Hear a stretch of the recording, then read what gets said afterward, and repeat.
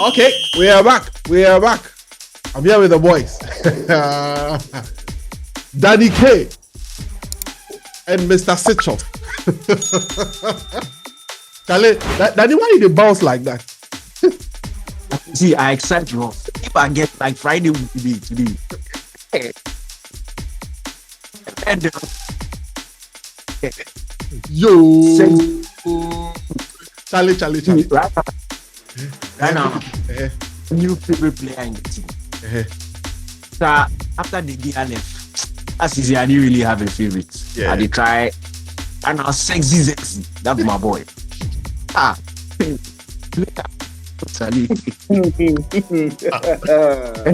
This is United and Everything Football. Thanks very much for joining us on this podcast. I needed to introduce them this week. It's always a pleasure to come your way on this podcast.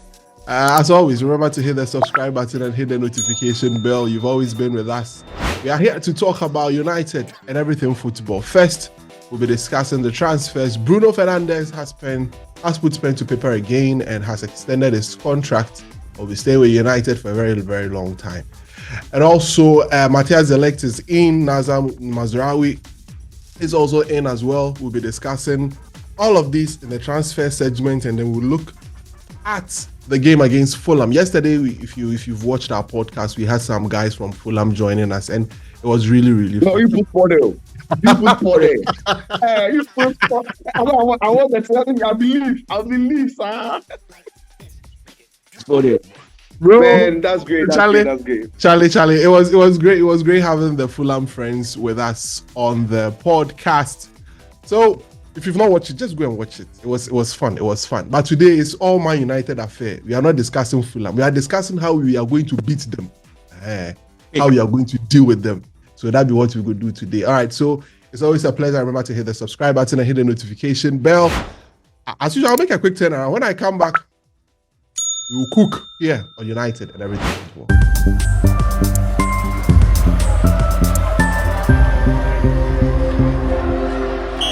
Okay, welcome back to United and Everything Football.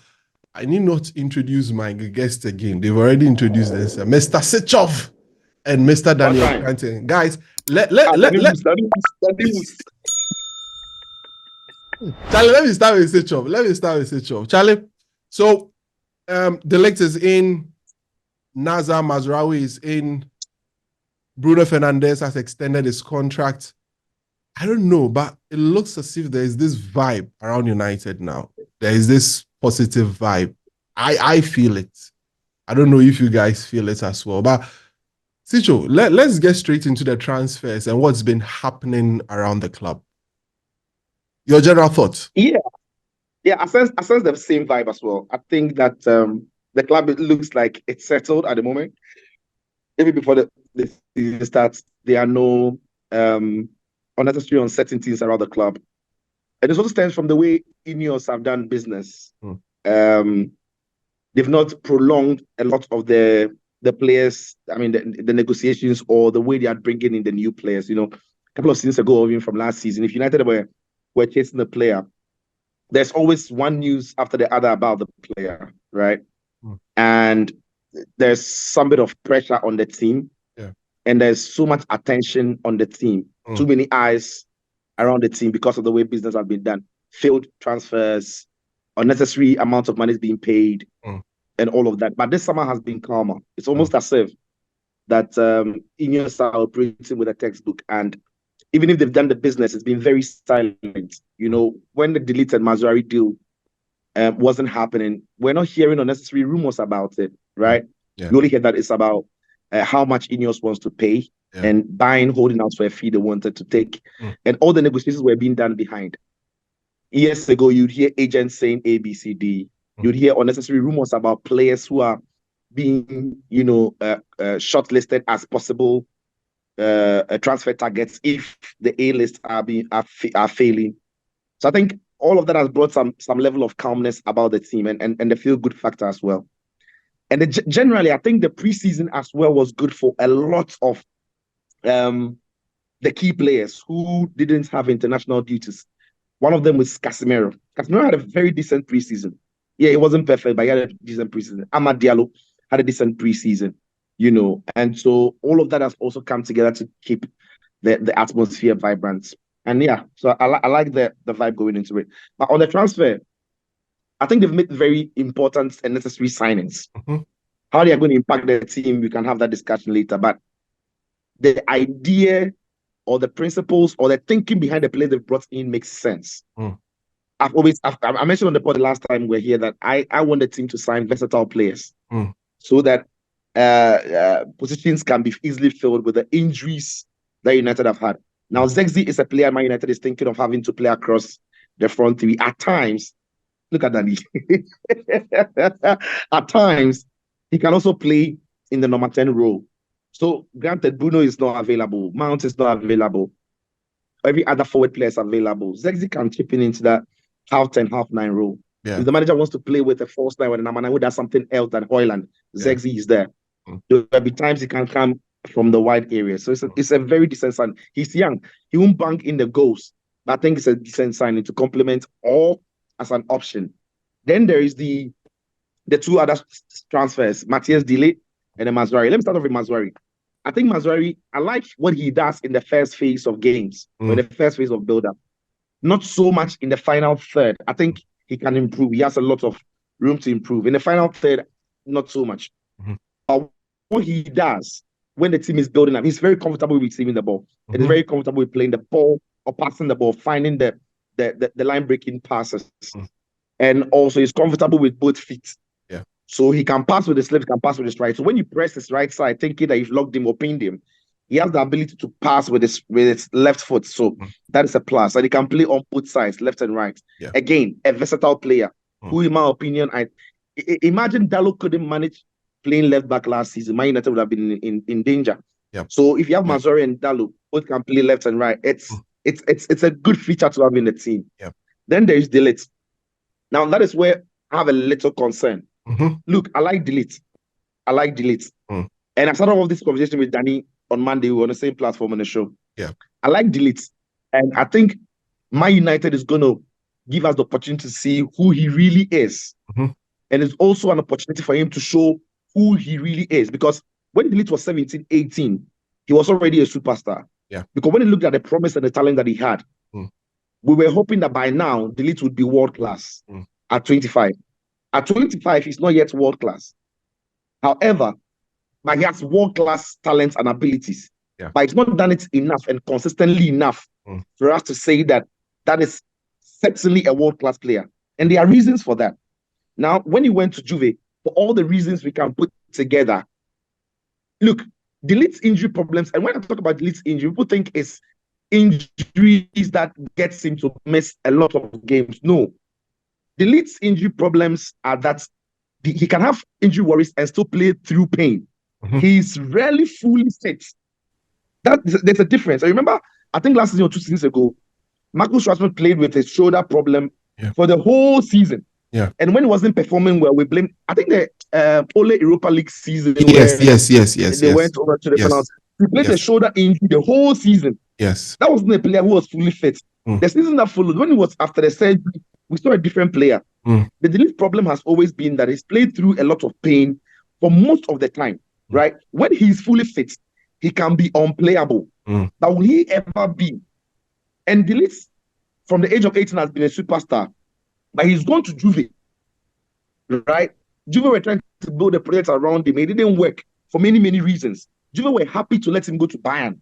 He's gone to Bayern, and after only 2 seasons, Bayern are happy to let him go. We know Juve and Bayern are not necessarily selling clubs. They don't like to sell their best players. Yeah. But if they're letting him go, and he's not necessarily been dominant, and he's been a standout, and you can say he's been world-class in these 2 clubs, then he's coming to Man United. Now he has to prove to everybody that the talent we saw at the age of 18, 19, he's the real deal. And I made an example that, for Danny, I'm sorry, you're coming very soon. Let me just wrap it up here. I made an example that just like Joao Felix is for attackers, Ligt is for defenders. Joao Felix is still yet to prove that he is world-class, even though we know his abilities are world-class. But he's not been able to do it consistently enough. So he's gone to Barca. Barca didn't keep him after the loan. They didn't have the money. Chelsea didn't keep him initially after the loan. He hasn't worked at Atletico Madrid. These are 3 huge clubs. De Ligt has been to Juve, he's been to Bayern, and now to United. But he's a necessary buy with the way Mai wants to play. The only problem I have with him, even when he's 100% fit, is that his initial burst of pace, his acceleration isn't that sharp. When he hits a stride, he can gallop, he can chase. Yeah. If he is there, he will defend. But his recovery runs are not like Euro. You know, Euro has got an incredible best of pace recovery run. De Ligt is not like that. If De Ligt is in the box, if he's around you, he will defend. But when we are moving high and he has to turn and he has to accelerate because the ball has been played in behind, he is not necessarily the best at it. But look, these are necessary signings. Yes. The manager has to find a way of making it work. I think the Ugarte deal or another midfielder is going to come through, and we'll see who comes through to make the team even better. Well, that's Sicho with this very good analysis. Danny, you can rope in the Bruno Fernandes extension as well while you analyze. But you look so excited. I don't know what's making you so excited. Sexy. Sexy can play ball. Sexy can play ball. Bobo. See, look, I agree with Sicho. To be frank, he didn't lie to say that De Ligt went to Juve and Bayern and showed us the form that got him to those teams. No, he didn't. That's just true. But look, he's still 25. Well, I'm coming from a point of view where he's still a young player. He still has those abilities because we saw them in glimpses. The only problem is we've not seen them on a consistent basis, but we've seen them in glimpses at Bayern Munich. He's had some really good games with Bayern. He had some really good games with Juventus, but it just quite didn't work out. For me, I don't think it is entirely his fault because I think he joined the Juve. When he joined Juventus were a bit confused about the project that they were putting together. To be frank, when you look at a large chunk of the squad that he came to meet at Juve, most of them have left. Most of them didn't work out. They've had to leave. Juve has either had to been forced to sell them, or they are, even if they are there, they are not still at the class that we expected them to be in by this time around. Bayern Munich, in the past 2 years, to be frank, Bayern have had struggles in their squad. Their squad build-up.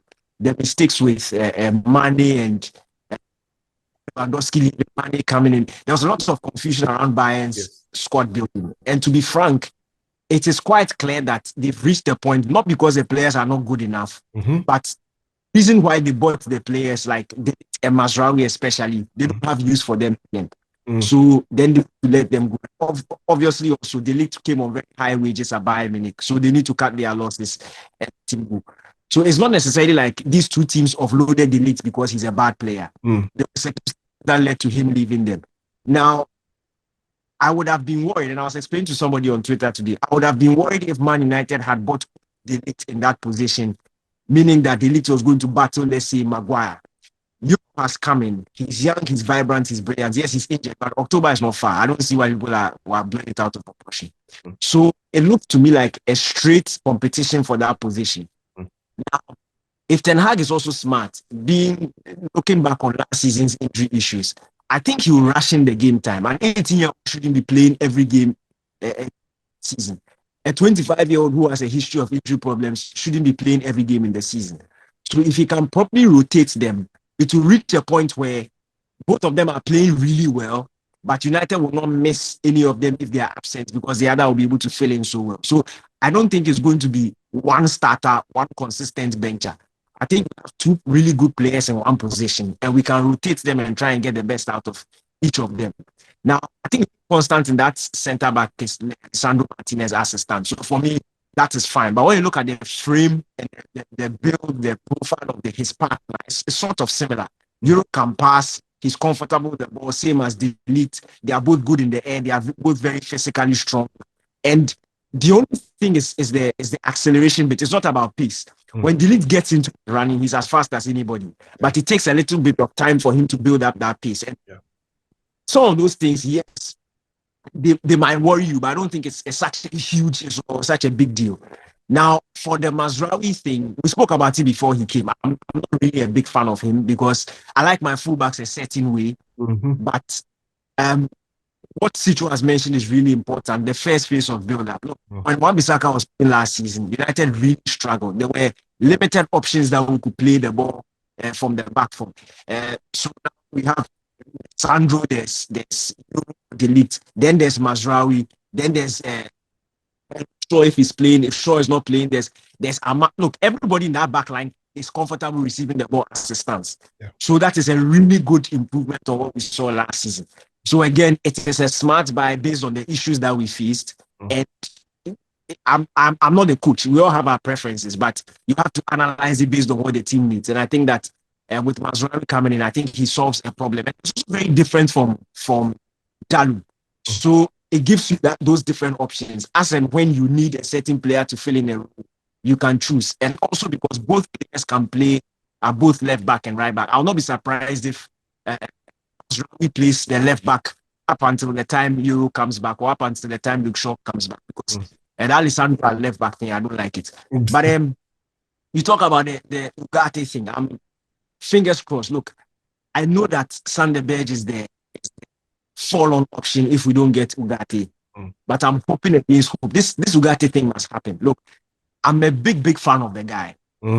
His sporting Ruben Amorim's team. Look, I totally enjoyed him. In fact, last season when Chelsea were linked to him, I was scared because I thought that was the end of his career. Now, if you wear that blue jersey, it's over for you.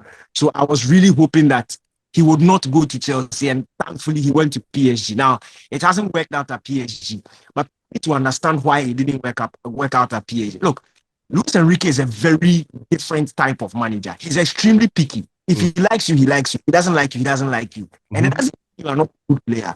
I always tell people that if a player doesn't work out for a team, doesn't mean he's not good. Sancho is not working out for Man U. That doesn't mean Sancho is not a good player. Examples like that. So Ugarte still has anybody who watched the Copa America. If there's 2 games, if you watch 2 games, Ugarte and Valverde at the Copa America, he's an elite player, like Boankasa. He's an elite player. And I think the talk about him not being able to build up from the back is a bit blown out of proportion. Very team need their DMs to be as technically elite as Enrique requires his DMs to be. So I think Ugarte walk into this Man U team and do a very good job.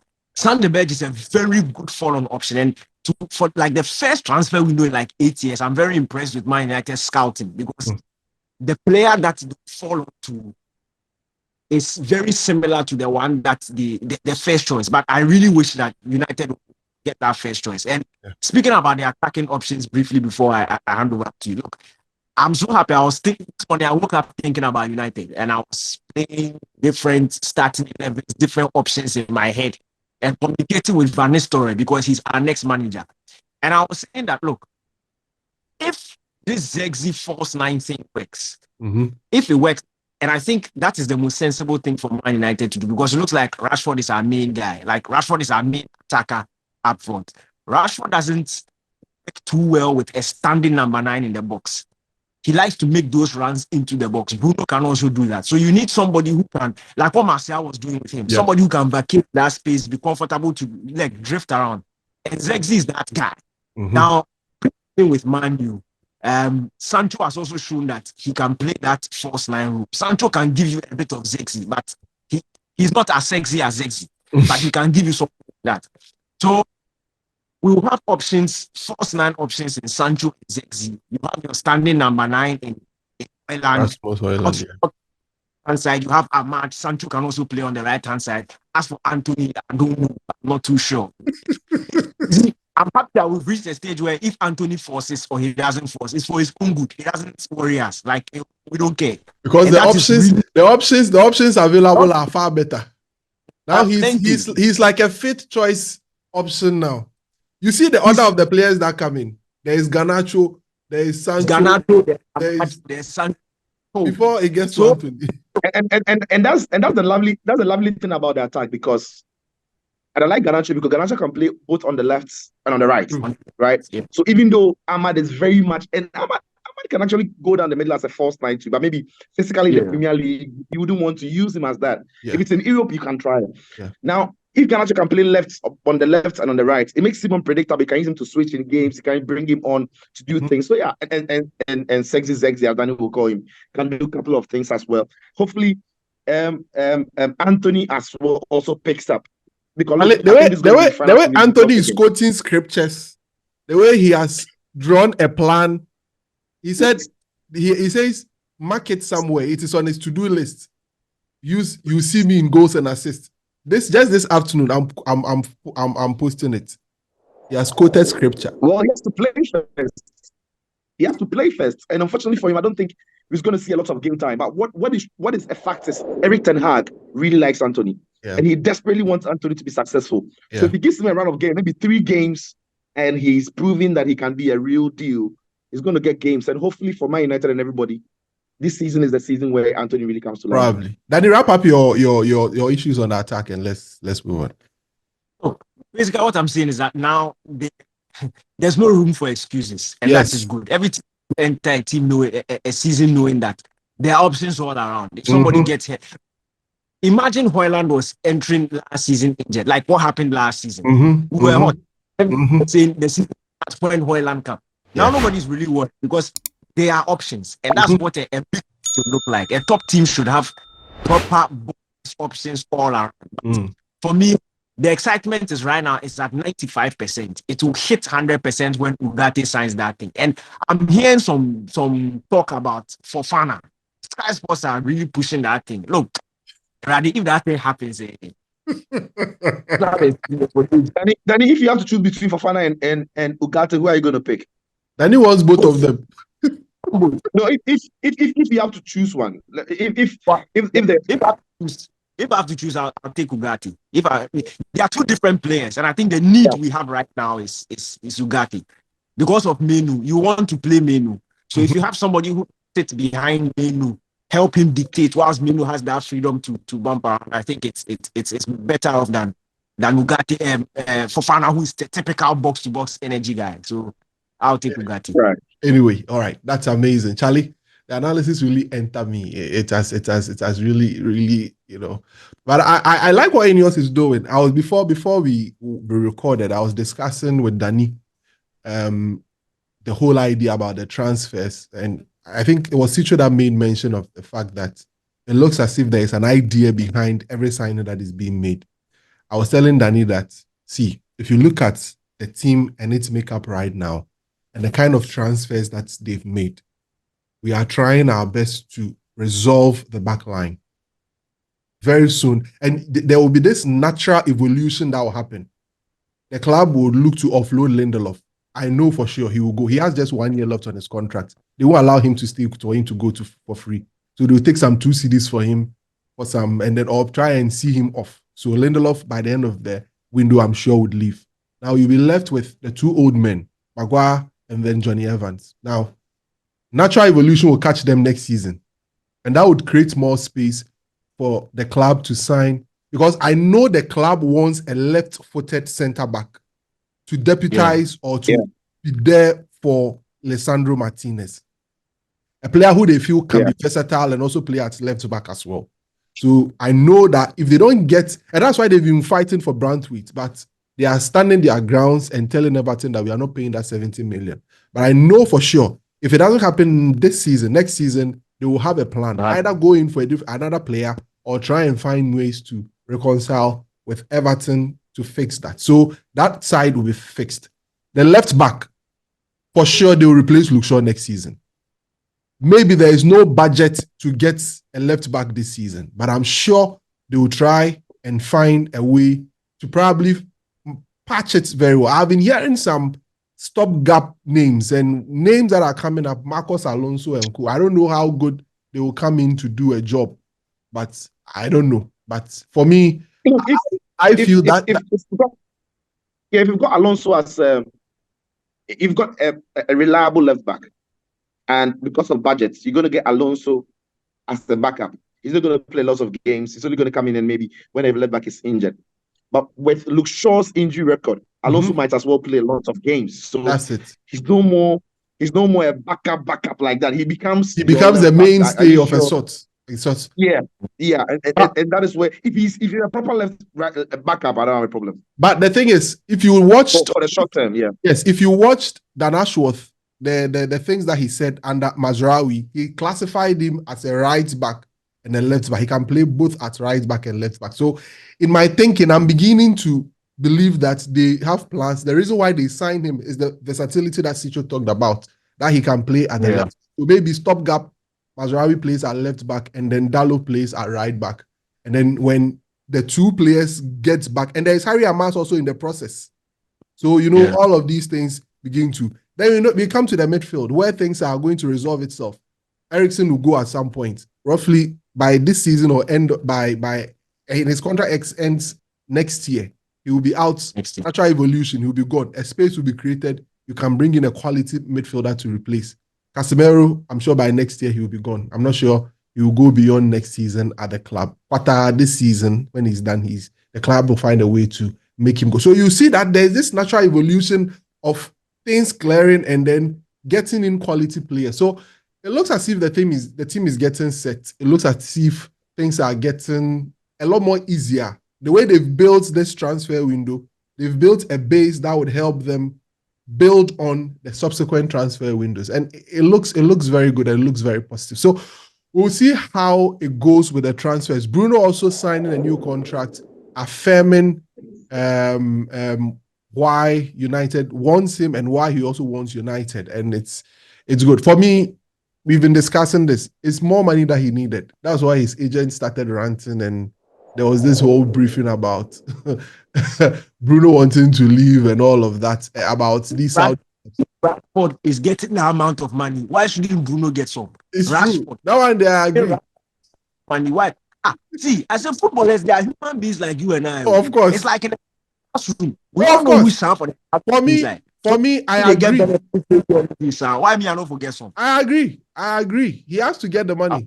And he's now amongst the highest paid players in the club. In fact, news has it that he's the top at the moment. So it's all good. He's been the best player in the team since he came into the team. But this is my problem though. I thought what Ineos were trying to do was to fix the wage structure and control it, right? Yeah. Now, if at the first time of asking, they have to extend an important player's contract, and that player's contract is going around the same figures that Glazers pegged, that how this wages went this high. Mm-hmm. It started from the Alexis Sanchez madness of deal. Yeah. So when Alexis Sanchez signed that deal, and started paying him close to 400K a week, it actually opened the gap between Sanchez and everybody. Then Pogba got a rise. Mm-hmm. Then Rashford played well for one season, got goals, he got the rise. Yeah. Then Anthony Martial, when it was so now that Fernandes has gone there and is going to be at the club for a long time, what that does is when Menu plays so well for 2 seasons and other teams are circling around Menu, Menu's agent is asking for the Bruno money. When Amad Diallo becomes so important in this team, Zexi becomes so important in this team, when their agents are negotiating, they start asking for this money. So my worry, I agree, Bruno deserves what he gets because of where the thing is. But he has to stop somewhere. And I was thinking Ineos were going to stop it. But what they've done is to push. Yeah, Danny. No, you see, with that issue, it is the starting point that is the issue for Man United. Man United usually tends, like the Sanchez thing that you are talking about. Sanchez came into Man United. He hadn't done anything for United. He works in a lot of money. He's one of the highest earners. Now, performances don't go as planned. Then it becomes a problem. Yes. So if you look at the profile of players we are signing, players like Zexi and Co, it is making sure the starting point doesn't exceed a certain level. So that if you're asking analysis from 100K to 400K, you can move from 100K. But the same case can be made for Marcus Rashford. His starting point was an academy player, so that's why I use Menu. Menu's not earning anything. But if I get Danny's point, Danny, if I get Danny's point, now Rashford has been there. Rashford has seen a surge of good performances, which has merited whatever wage he's getting now. Although the performance has dropped, you get it. I agree. You get it. So now the players that are coming in in starting at a very low point, because you hear the wages. What I'm saying is after, like Bruno came at a certain point, he's earned what he's getting. Yeah. But after 2 years, will Zexi demand that much? Will Menu, when they become world class, demand that much? Will Amad Diallo demand that much? And there should be mechanisms to check that. I'm sure the football leadership should have mechanisms to check that. It doesn't mean you just play 1 or 2 seasons well and then we just put you on a particular wage and all of that. Like Rashford. Like Rashford. You see what Chelsea is doing to Cole Palmer? They've signed him. He came in 7 years. Lifetime. He sold to the club. Anyway, guys, let's go. Let's do a quick turnaround. When we come back, we'll look at the game against Fulham in detail, and then we would also look at the other Premier League games. The Premier League is starting, so we'll be looking at the other Premier League games and then what to expect here on United and Everything Football. Please remember to hit the subscribe button and hit the notification bell. Also, please, this video, give us at least 150 likes. At least 150 likes. It's very, very please. 150 likes. All right. So we'll be right back after this.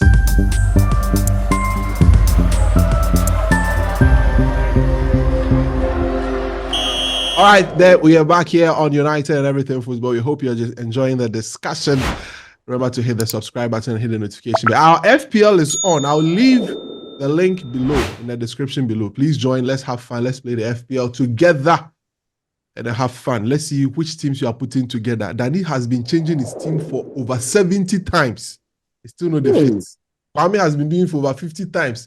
Me, as I go do auto pick, I'm not touched my team yet. I do auto pick, just register. By tomorrow, I just go sit and then I'll just see how best. I beg, since we're on the pod, make I ask the question, then I'll use the comments too before Friday. Charlie, Haaland 50 million, is it worth it? Because Haaland 15 million, eh? It's worth it. Why? It's worth it. Why? Sure. He's not 50 million. He's 15, 1.5. 1.5. Because if I sell Haaland, I go feel afford like two other high scoring midfielders. Who are the high scoring midfielders where they give you certainty of goals? Who are they? Salah Day. Because Salah. No, but Salah, you forget of your team inside already.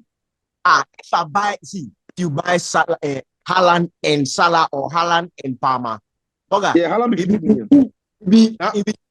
Now Palmer took out spoil everything. You know, last season Palmer was a secret weapon.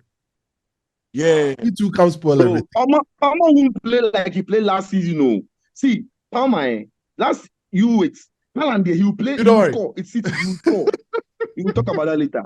So remember to join the FPL. Remember to so drop in your comments. Does Ellen Haaland deserve 50 million in FPL? Let's hear from you. All right, so let's go straight into. I'll go join the FPL right now. Yes. Let's go straight into the game against Fulham. Last season they didn't run over us. I remember I was watching that game at Big Leagues. I had a big pizza in front of me alone. I was just enjoying the pizza. Charlie, after taking 2 slices, Iwobi had already scored that final goal. I had to pack the pizza and bring it home. Very, very unfortunate. Manchester United can only do that. In fact, I nearly gave the pizza out because, Charlie, that didn't really enter me. But we play against Fulham in our first game at Old Trafford.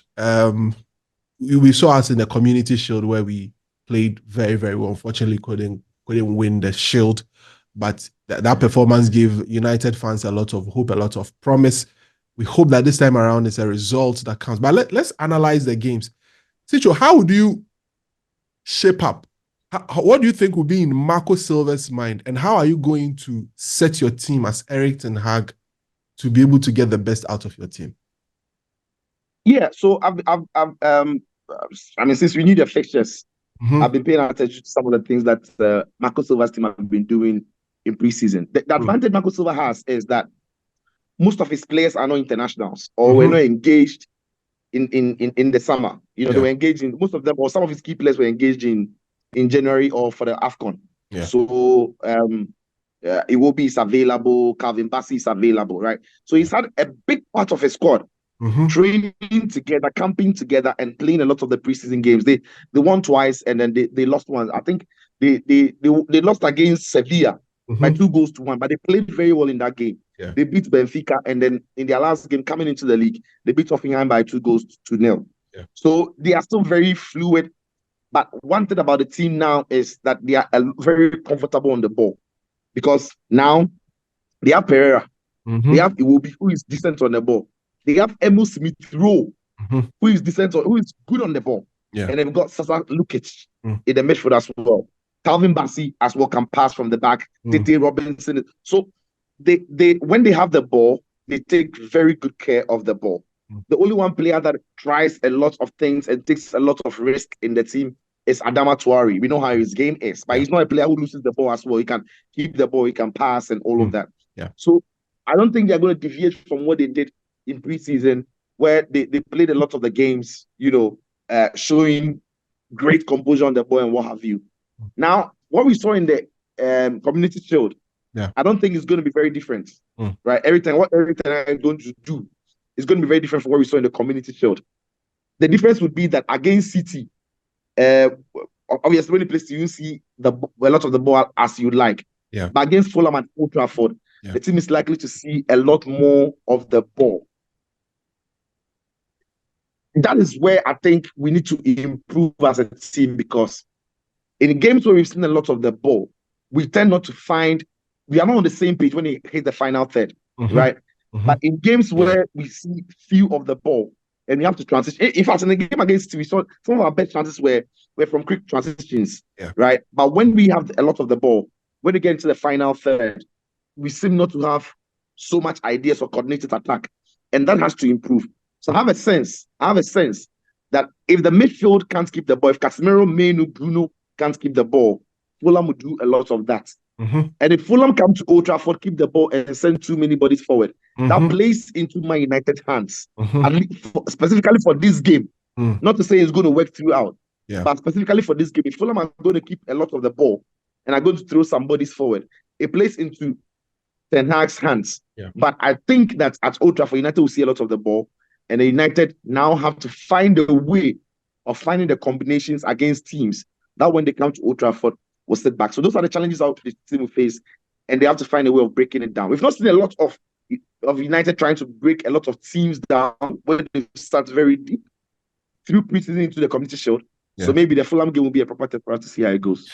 Well, we'll see how it goes, because in the preseason games, a lot of the games were against the big sides, against Liverpool, against Arsenal. These teams when they are playing, and against Manchester City, even against Matthijs. Matthijs were also pressing and trying to get hold of the ball. It was very open. Yes, it was a very open game. So we'll get to see how United does. But Daddy, United has a weapon now in Ahmad. And there is one thing that United have been doing in the games that I've been watching. Those rondos that they've been doing in training. Did you see the combinations? It played out twice. That created a chance. The one that Ahmad tried to place Mount, and then the one to Rashford. And it looks as if it's an aspect of the game that has improved. Because if you see Ruud van Nistelrooy training with them a lot, he always insists on faster, faster, faster. How quick you are able to move the ball around the opposition, especially in those tight spaces. But we have a weapon in Ahmad who is very good, close control, very good in tight spaces. How do you think that becomes a good weapon against a team that decides to sit behind, or a team that decides to, have this low block in order to make it very difficult for us to break down?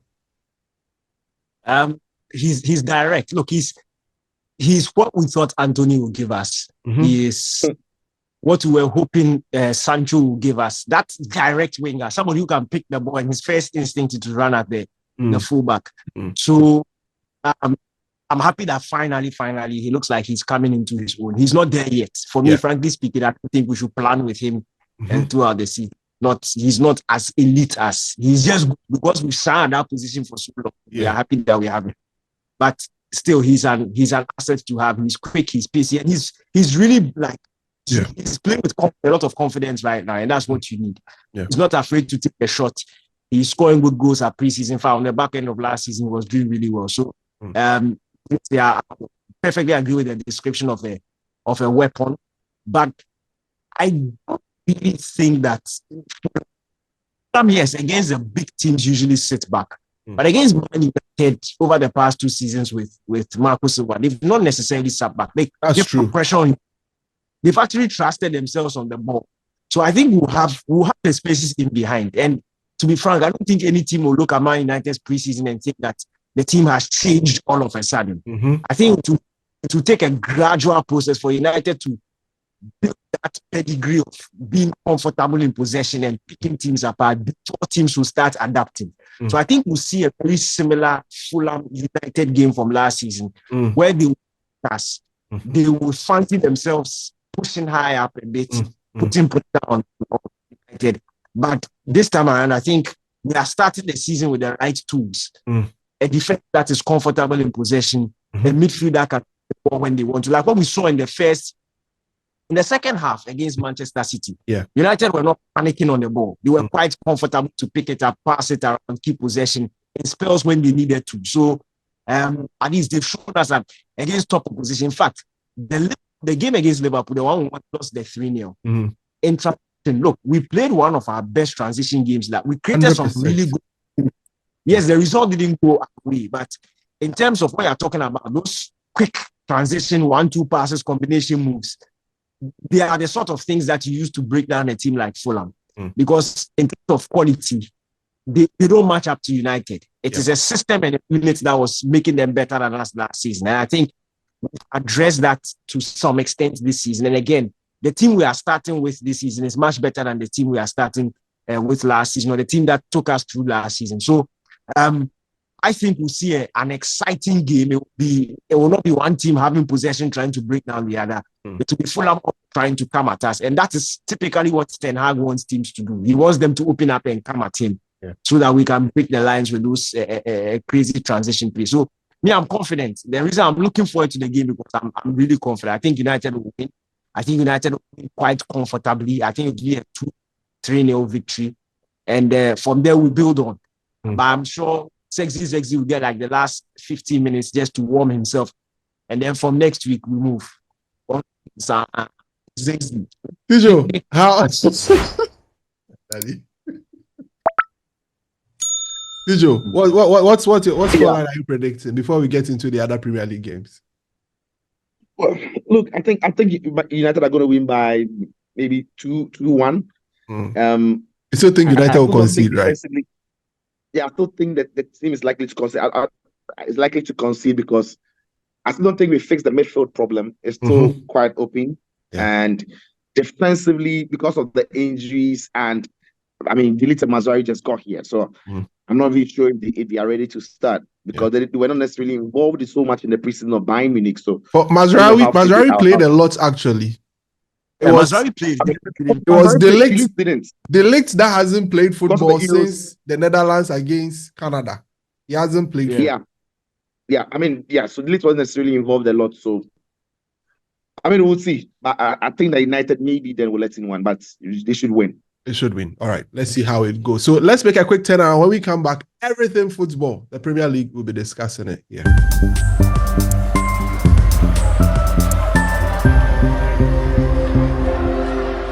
All right, thank you very much. Welcome to Everything Football. Let's discuss the Premier League.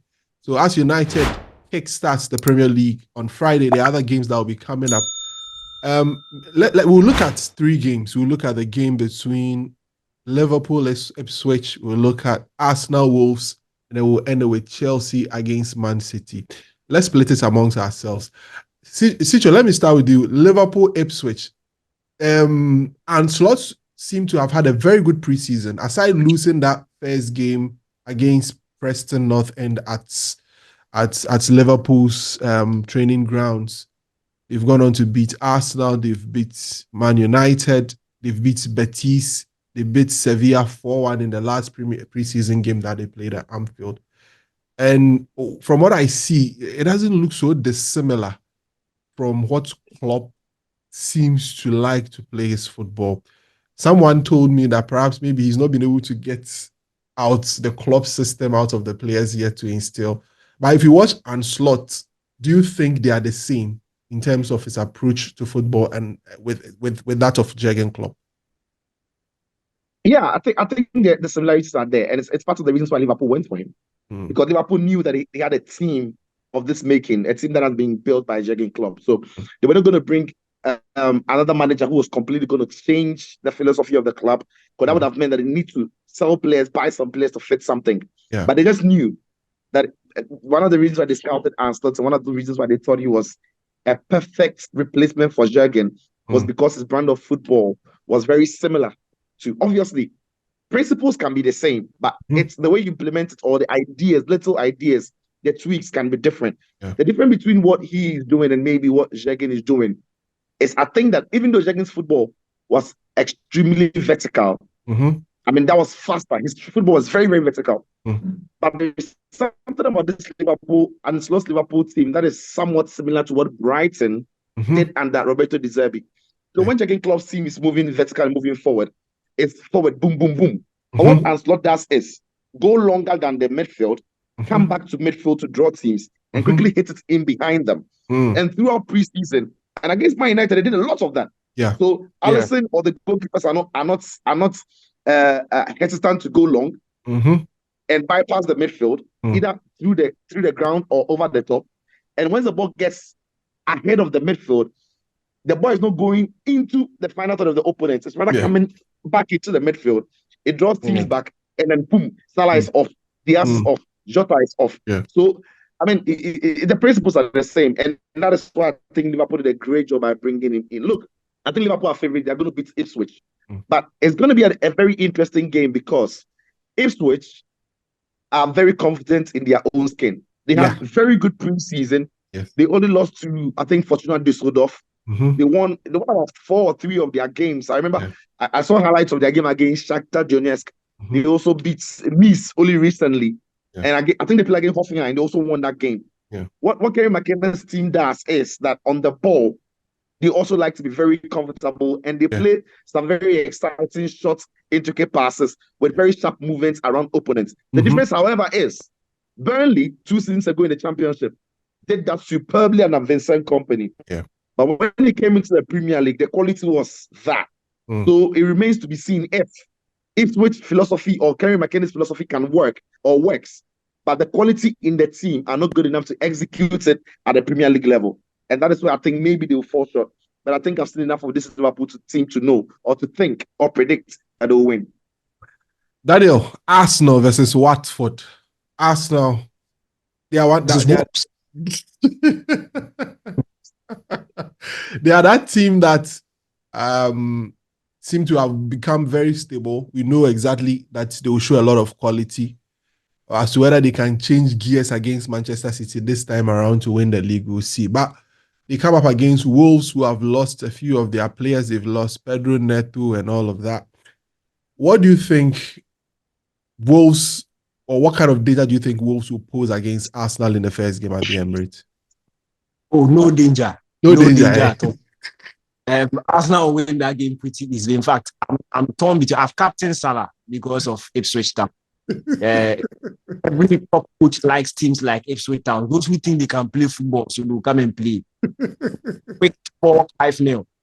Arsenal against Wolves also. Look, Wolves like to play. They like to play, but the honest truth is that they have been consistently losing quality players for like the past 3 years. And the replacements haven't always been to standard. So they've come with some good pedigree potential to grow, but it's just not hit the ceiling. So remember, Jimenez left, they brought in Fabius. It just wasn't working out. Juan Hichan came in. He's not been that consistent in midfield. Neves left in. Joao Gomez? Gomez, yes. He's not settled yet. We know he has the quality, but he's not settled yet. He's not consistent enough. And the start of the season is not when you want to face a team like Arsenal. They are going together. They know themselves. If you watch the I think it was the Emirates Cup against against Lyon and then Leverkusen. Yes. Look, it's like literally like last season ended last week and they've started. Like they were looking sharp. They were looking. The chemistry is there obviously because they played for a long time. And if you ask everybody to name the Arsenal starting 11 for the first game, it's basically the team that season. The players who've come in this season are not immediately walking into the starting 11.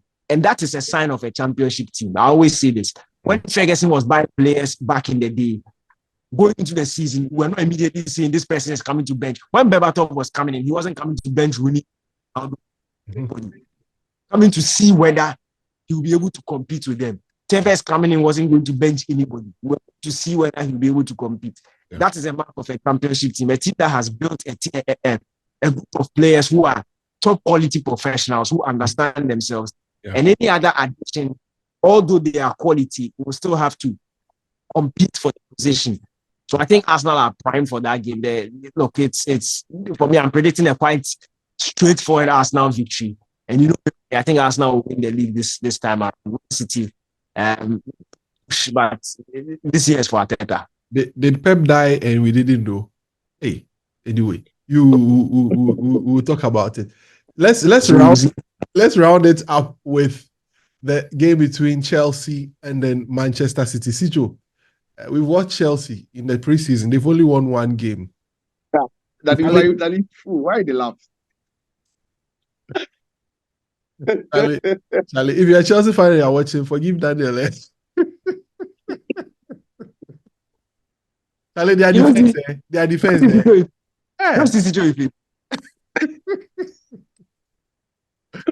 Charlie, let's look at the game. Let's look at the game.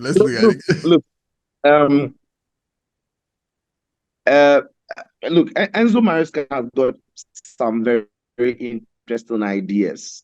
But he's still an unknown coach. He's not done this at the elite level, and so we are not too sure how good he can be.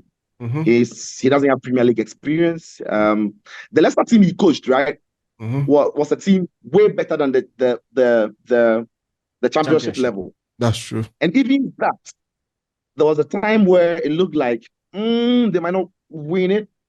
Then they eventually went on to win it. If you follow Leicester fans last season, there were points where they thought their game was too boring. It was too passive in the middle of the park. They needed it to be a lot more expansive and entertaining. But listen, fans are never satisfied. But that's what they said. We'll see a lot more. We'll see it clearly when it comes to Chelsea, if there is any truth in that. I've seen all of Chelsea's preseason games for obvious reasons. I don't believe in the project, and I want to see how the project develops. Now, I've seen Enzo Maresca trying so hard to get Chelsea to play from the back and take so much risk. Look, I understand it. I understand how this is. But it's not a day's work. It's a lot of things have to change. That would have to change. Yeah. Unfortunately for him, almost all the defenders he has there, apart from maybe Levi Cole, has played in a team that consistently does that, right? So you've got Tosin, you've got Badiashile, you've got Disasi's injured, so he's not available. You've got Fofana. Yep. You've got Reece James. We know Ben Chilwell is not going to play. Now you are forcing all of these defenders to all of a sudden turn themselves into John Stones, turn themselves into Van Dijk, turn themselves into, at times, maybe Akanji. Even for Man City, when they are building up, they normally try to exclude Ruben Diaz. It is when they have nowhere to go, it's when they bring Diaz in because he's the worst small player at the back. But it's almost like he wants everybody to be involved, and they are struggling to get that done. Look, if you do that against Man City, whose attackers are training against some of the best defenders when it comes to playing from the back, and these attackers are having to always try and press them and win the ball off them. They have these things at the tip of their legs, and we saw it in the preseason. Correct. So I think going into this game, I don't see how Chelsea are going to be, even though it's Stamford Bridge, I don't see how Chelsea are going to bypass that. And then also a big problem for them is how easy it is for teams when they win the ball in Chelsea's attacking third to get past Chelsea's midfield. Look, Chelsea's attackers, they don't work. Madueke doesn't work. Sterling doesn't work. Enzo doesn't work. Listen, Enzo is not, he doesn't get into it enough. Cole Palmer, as good as he is off the ball, doesn't do enough. If Kunku will sprint chase 1-2 and he will stop. So when you see Chelsea play, it's extremely easy when you pick the ball off Chelsea to get into the face of their defense. And when you do that against City, if you don't apply yourself well enough against City, look, you are in trouble. So I think Chelsea are not going to win this one. I think City are going to win. Danny, wrap it up for us on that game. Chelsea will lose. Yeah, quite easily. Just like that. Charlie, you don't need to talk plenty. It's true. If you see, to be frank, let me tell you something about life. Yeah. And it's actually even in psychology. Those who did psychology will know this. Yeah. When you are very convinced about something, yet you don't want to admit it to yourself, tend to be very loud, and you tend to look for every situation, like you read into everything, and you think like everybody is trying to attack you. So you watch the Chelsea fans who watch this pod. Yeah. When it gets to the point that you say Situ, Chelsea versus, they'll start getting angry even before Situ talks, because they know the thing is not working, but they need somebody to blame. Like they lose, and they're lucky. Look, they are lucky that they are facing Man City in the first week. Yeah. This match was played on October 31st, like it will be 6 minutes.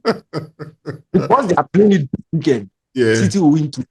Because City normally don't hit their strides, especially in the first few games. Yes. If City had hit their strides, it would have been a different ball game altogether, because City would be having players coming back who have not played enough games. You have Rodri, who is not played enough games. Walker hasn't played enough games. John Stones haven't played enough games. You don't know. Yeah, let me hear you. I have Oscar Bob in my team. He's cheap, so I've put him inside. Oscar Bob is hurt. Unfortunately, he got a bad injury. The thing is not on him. Bad injury. It's just this evening. It's not been more than 2 hours. Bad injury. What happened to him? He had a bad injury, which City fears might rule him out for a very long time. It's rather unfortunate. Oh no. Oscar Bob, a very quality player. Both his leg. Yes. So I'm just seeing into the bad news for Matthijs, as Oscar Bob has fractured a bone in his leg. He'll be out for several months. Yes. Oh no. Oh yes. no. It's rather unfortunate. Yes. Cheap Oscar Bob, but Charlie. No. Don't worry. Replace him with Ahmad. I was going to say he was going to be like, if you like, the revelation of the season, or no, he's a quality. He's so good. He's a quality no, but I see player. This is. Let me revise my prediction. This is worse for Chelsea, because it means Savinho will start. Yeah, that's what it is. Oscar Bob being injured, Savinho will start. Trent. In fact, I'll pay the 15 million for Haaland for this game. I'll pay. They will grab Haaland. Guys, thank you so much for coming on the pod today. It's been great having you always. And you see from the comment section, the people really enjoy you guys when you come on here. It's always great to have you on the pod. Here, man. Thank you so much, Sicho. Thank you so much, Danny. And those of you watching, remember to subscribe. Give us a likes. 150. Join the FPL. Join the FPL too. It's very, very important. Yes. And then let's have fun. We'll be sharing. The guys are all on it. We'll see where they are placing. All the analysis. See whether they can construct teams. FPL will be analysis. If money matter. If they give me the Chelsea money, the FPL team that I'll build there, every weekend I'll cook. But the money I have is like Ineos. It's not Charlie, guys, thank you so much. We'll see you on the next one. Have a good time. Bye-bye.